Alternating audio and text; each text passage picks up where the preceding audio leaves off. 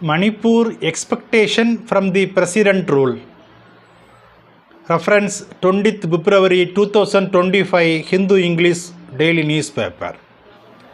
On February 13, 2025, Article 356 of the Constitution was invoked in Manipur and the state came under the president rule. For 20 long months of lawless anarchy in the state, ever since communal mayhem descended on it on May 3, 2023, the union government did not consider this emergency step despite there being demands for it from many quarters. The BJP's last resort to president rule to avert a constitutional crisis has fostered the myth around BJP's electoral unique selling point of a double-engine sarkar, which has been projected as the hallmark of efficiency, stability and strength.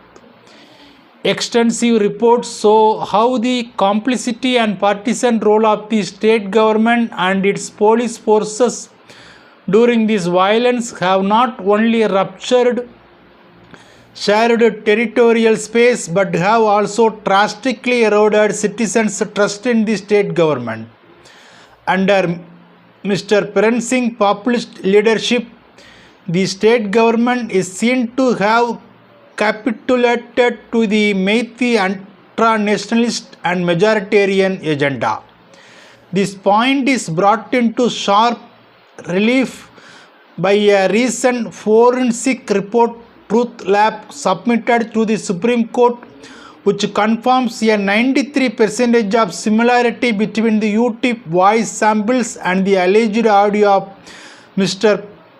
Biren Singh in a leaked tape where he allegedly made self-incriminating claims about his role in starting and perpetuating the violence. In Manipur, the lack of reliable data obscures the true scale of vulnerabilities and devastation. Misinformation and disinformation further cloud an empirical understanding of the conflict, making it crucial to highlight the serious implication of this information gaps for affected populations. Recent estimates indicate that approximately 58,000 individuals have been forcibly displaced and are living in hundreds of relief camps in the valley and hill districts.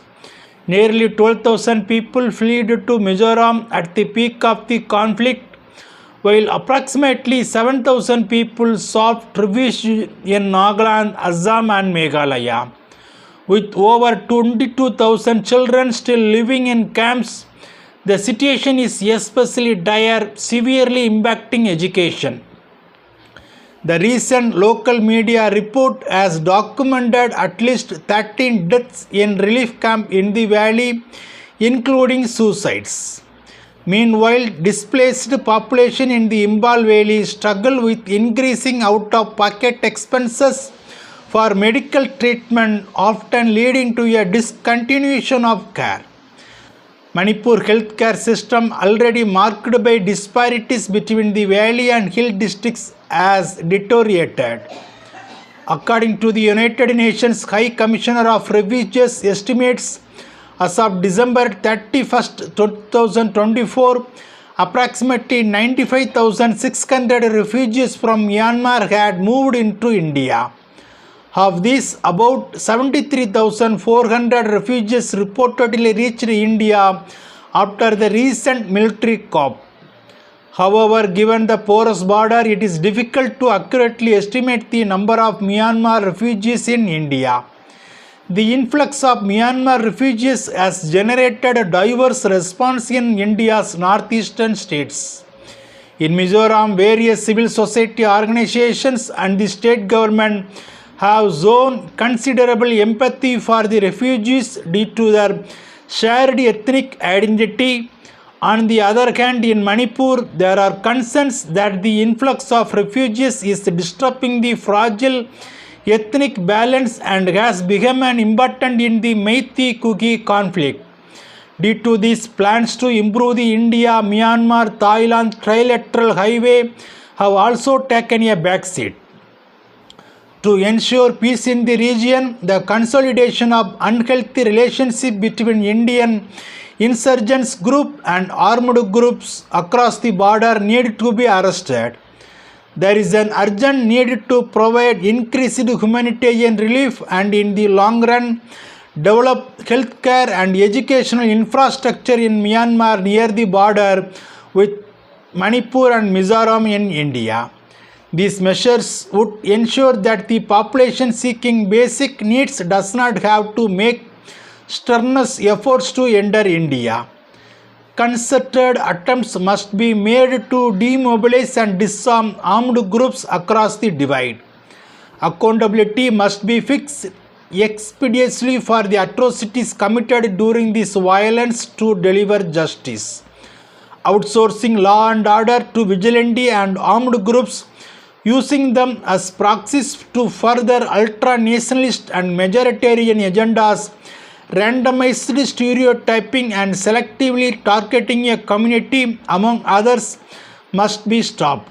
They must be firmly dealt with in accordance with relevant provisions of the law without fear or favor. Only when the state rises above partisan interest and insulates itself from powerful forces can it effectively regulate state-society relations in Manipur to promote trust and legitimacy of the state and institution. For the affected communities in Manipur, the first is enhancing external cross-cutting humanitarian support by external agencies, including corporate social responsibility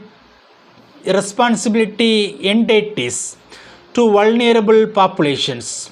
The second is augmenting the supplies of clean drinking water, which is a serious issue as a significant portion of household incomes is being used to get water from private sources. The third is creating humanitarian corridors that enable the emergency evacuation of serious patients from the hill districts through Imphal Airport. The fourth is the restoration of supply chains for the transport of essential commodities, food items and medical supplies from the valley into the hill district and vice versa through neutral communities, thereby mitigating inflationary pressures locally. The current spell of President rule must leverage a sincere and objective audit of institutions in the state to decentralize rather than centralize power. Rectifying the existing gaps in representation and effective redistribution of goods and services to all communities must be the corollary. The opacity and inadequacy in how institutions represent, redistribute and give voice to diverse communities have spawned a vicious cycle of mistrust, democracy deficits and violence in Manipur. The challenge is to recalibrate the existing institutions in ways that strengthen substate constitutional asymmetry to effectively cater to the legitimate needs and demands for distinctive recognition, representation and redistribution within and between groups. Any misguided attempt to pander to the majoritarian whims and fancies which perpetuate oppressive rule and threaten to disrupt and endanger our constitutional foundations and values must be avoided and resisted at all costs. Manipur has had President's rule 10 times. This reflects the fractured nature of its political landscape. In the long run, politics must shed populism and be consensual, instead shaped by the principle that promoting the greater commonhood guarantee the united self-interest of all. Amen. Bible talks about President rule in Manipur. A wise king, that is President rule, shifts of the wicked from among the good and drive the threshing wheel over them to separate the chaff from the grains. Proverbs chapter 20 verse 26. Also Ecclesiastes chapter 9 verse 18. Wisdom, that is good governance, is better than weapons of war, but one sinner that is armed groups destroys much good.